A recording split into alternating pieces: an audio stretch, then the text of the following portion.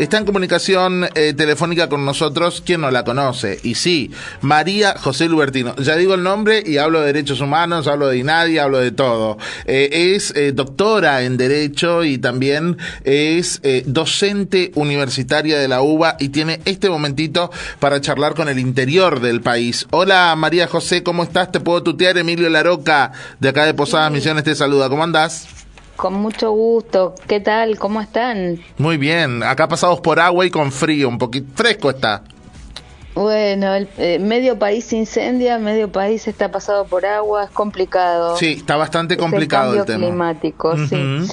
¿Y ¿conocés la provincia de Misiones, María José? Sí, yo conozco las 24 provincias. Ah, bien. Y viajo mucho por todos lados. Sí, sí, sí. Bien, no serías como el presidente que acá a Misiones todavía no apareció, ¿eh?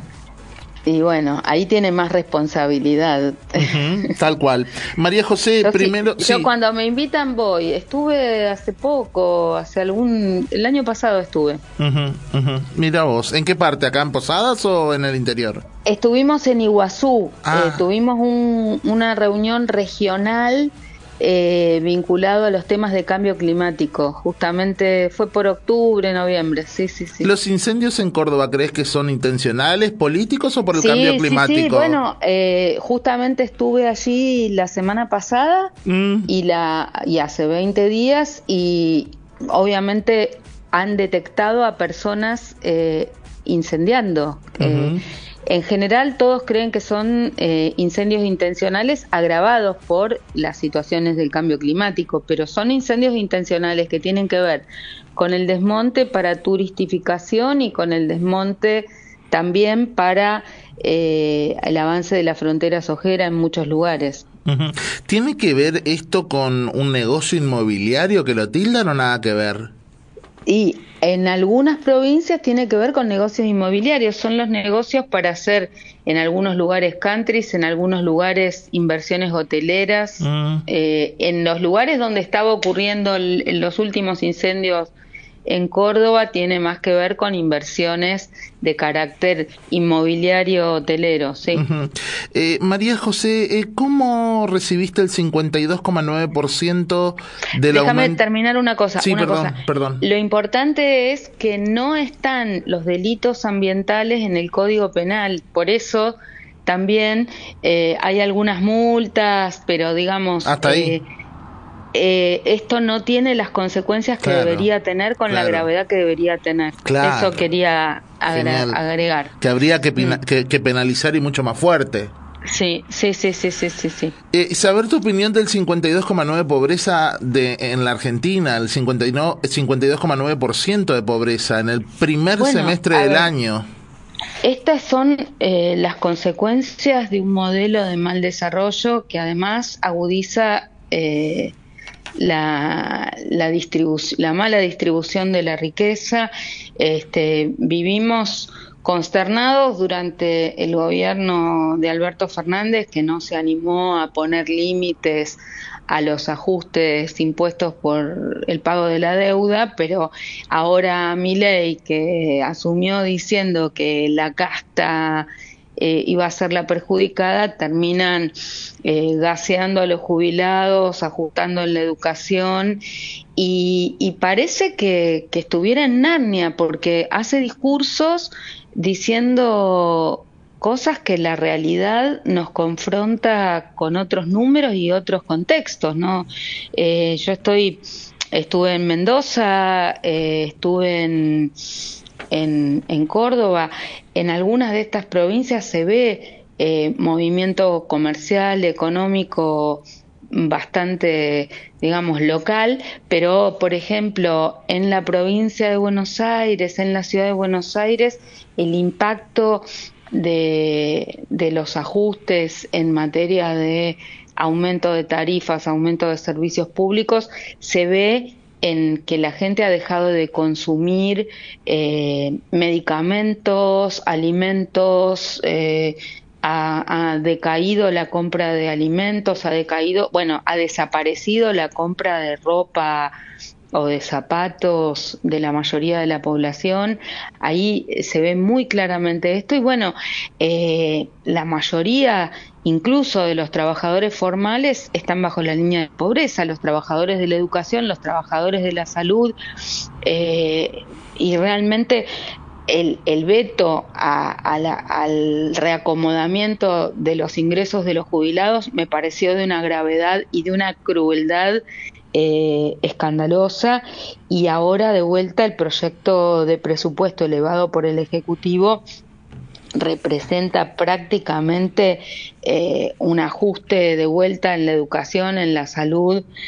Habló de otra cosa cuando presentó el proyecto, pero bueno, estamos desde todos los sectores de la educación convocando a esta marcha el 2 de octubre, muy preocupados, todas las universidades públicas, todos los sectores de la ciencia, porque bueno, ha habido una nueva ley sancionada por el Congreso de financiamiento universitario que se aprobó el 13 de septiembre, pero el presidente ya anunció que la va a vetar. Entonces, las autoridades de todas las universidades públicas nacionales, no solamente los estudiantes, los docentes, los no docentes, sino que también todo el Consejo Superior el Consejo de Rectores, están anunciando la adhesión a este paro nacional docente y esta movilización del 2 de octubre, que tiene que ser una movilización no solo de los sectores que estamos en la universidad, sino de toda la ciudadanía en su conjunto en defensa de la educación pública, básicamente porque nunca vivimos desde la década del 90, desde la época de Menem, un ajuste de estas características, ¿no? ¿Por qué crees que ajustan a la educación, ajustan a la salud y ajustan a lo más, creo yo, sensible que tiene la población, que son los jubilados? ¿Por qué van por ellos? ¿Por una política neoliberal libertaria? ¿Por una política económica que ellos creen que pueden llegar a sacar al país adelante matando gente? Porque para mí es matar a un jubilado las medidas, porque con los años o los pocos años de vida, Dios no permita, que le quedan, exterminarlos, por así decirlo. Sí, además hay varias falacias, porque, digamos, en primer lugar, en el caso de los jubilados, no estamos hablando de una dádiva del Estado, estamos hablando que las jubilaciones tienen que ver con los aportes que efectuamos las personas que trabajamos a lo largo de toda la vida. Claro. Entonces, en realidad, es como un ahorro obligatorio postergado en el tiempo. Uh-huh. Siempre se usa como variable de ajuste esos fondos ahorrados por los jubilados a lo largo del tiempo para, hacer viviendas, para otros fines, pero lo que no puede suceder es que, llegado el momento de la necesidad y la jubilación, no puedan tener un ingreso digno acompasado con lo que es la canasta familiar o lo que es lo mínimo para la subsistencia. Estamos viendo y lo vemos cómo han dejado de comprar medicamentos, o cómo en muchos casos hay negocios que les está dando algo de comida a los jubilados que antes compraban siempre, porque no logran llegar a fin de mes. Uh-huh. Entonces ahí es de gravedad extrema. ¿Por qué ajusta? A ver, porque yo creo que este gobierno anarcocapitalista libertario desprecia aquellos ámbitos también donde se pueden formar puntos de vista alternativos. Me parece que por eso también el ajuste a la universidad, me parece que es la libertad que defiende Milei, es la libertad del 1% más rico de la población del mundo de hacer negocios a costa del resto de la humanidad. Lo vemos con la salud, lo vimos durante la pandemia con el acaparamiento de las vacunas y el manejo que se hizo de las vacunas por parte de algunas empresas monopólicas. Uh-huh.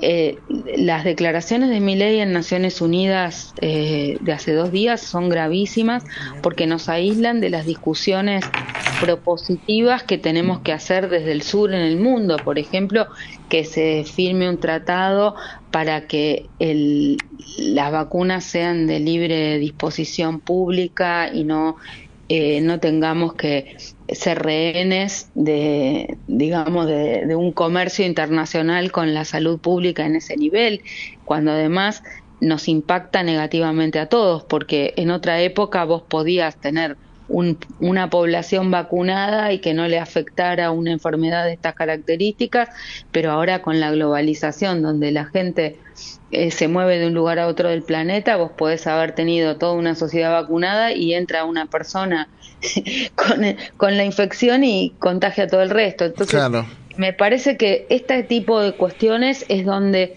el no hacer accesible a todos los derechos básicos le sale caro a todos.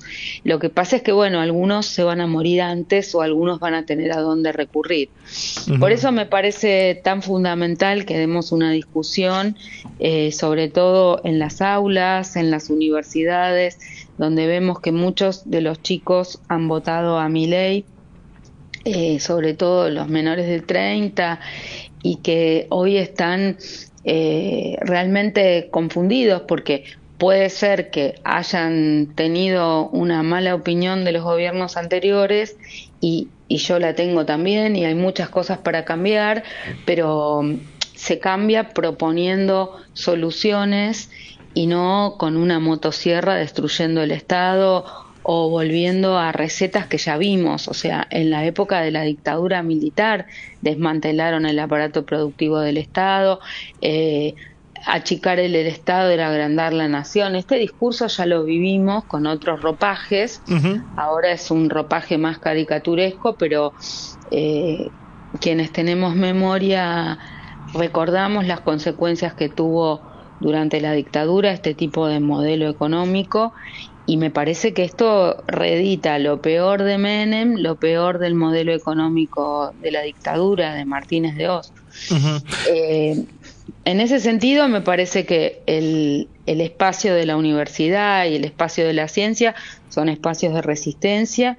Nosotros hoy y mañana estamos, algunos de nosotros con paros activos, sí, pero sobre todo quienes no están de paro están con clases públicas, haciendo conciencia sobre estos temas. Y bueno, fundamentalmente me parece que es un buen ejercicio para toda la ciudadanía informarse y conocer qué es lo que está pasando.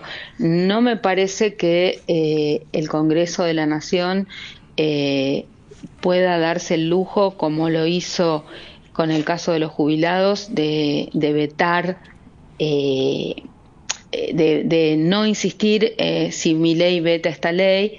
Básicamente, por un lado, me parece que sería un disparate que Milei vete la ley de financiamiento educativo que aprobó el Congreso, porque va a estar pegándose un tiro en los pies. Pero lo que pasa es que tenemos un Congreso bastante dormido también desde hace rato, como la dirigencia también que no defiende a los jubilados, una dirigencia muy tibia para mí, un Congreso y diputados también muy tibios. Para ir cerrando y no quitarte mucho tiempo y agradeciéndote, María José, fuiste presidenta del Instituto Nacional contra la Discriminación, Xenofobia y Racismo en la época de Néstor Kirchner, del 2006 al 2009. ¿Qué sentiste cuando el presidente, a través de su vocero, Manuel Adorni, anunciaba que se cerraba el INADI? Bueno, la verdad que yo no estoy atada a estructuras ni defiendo los lugares vacíos de contenido. Lo que defendemos es los principios y los valores que el Instituto Nacional contra la Discriminación, la Xenofobia y el Racismo significan, lo mismo que lo que significó el avance para las mujeres de poder tener un Ministerio de Género y Diversidades. Lo que estamos consternados es en el desmantelamiento de las políticas públicas para prevenir, erradicar y sancionar la violencia y la discriminación contra los grupos vulnerabilizados. Esto impacta a las mujeres, a los migrantes, a los afro, a los indígenas, a las personas LGBT, a todas las colectivos que no son hegemónicos y fundamentalmente que hoy, además, si están en situaciones de pobreza y exclusión, se ven impactados adicionalmente por un discurso de odio y violencia institucional en muchos ámbitos, autorizada desde estos espacios de poder, ¿no? Recordemos que mataron a las chicas lesbianas después de que, digamos, hubiera discursos antifeministas, antilesbianas por parte del gobierno, que el propio Adorni descalificó que hubiera crímenes de odio específicos, contrariando incluso lo que dicen las leyes vigentes, ¿no? Contrariando lo que dicen los tratados en materia de derechos humanos. La propia DAIA, que está tan afecto a citar el presidente Milei, se manifestó en contra de la desaparición del INADI. Uh-huh. Y las instituciones, si no están funcionando, hay que mejorarlas, hay que modificarlas, pero eso no significa eliminarlas, claro, que ni desaparezcan, uh-huh, ni dinamitar todo lo que está bien hecho. Bueno, María José Lubertino, muchísimas gracias por tu tiempo, te mando un beso grande desde acá, desde Posadas Misiones, y gracias por la charla, y seguramente te va a encontrar por las calles en la marcha universitaria, me imagino. Así es, estamos movilizando desde todos los lugares del país y seguramente estaremos compartiendo con ustedes y con todos los habitantes de nuestra patria en cada lugar donde hay una universidad, pero también en todos los lugares donde defendemos la educación pública, porque la universidad, aunque no todos llegan a ella ni accedan, brinda conocimientos, extensión universitaria, servicios, como en el caso del Hospital de Clínicas, servicios de salud, servicios que tienen que ver con los conocimientos que llegan al conjunto de la ciudadanía. Así que es muy importante que defendamos la educación pública y la universidad pública y la ciencia pública. Muchas gracias, María José, te mando un beso grande. Gracias, hasta luego, chao, chao. María José Lubertino, ex presidenta del INADI, 2006-2009, legisladora por la por la ciudad de Buenos Aires, doctora en Derecho y en este caso también docente de la UBA, charlando un ratito con nosotros. 13 minutos pasan de las 7 de la tarde, esto es EPC, estamos para contarlo hasta las 8 de la noche.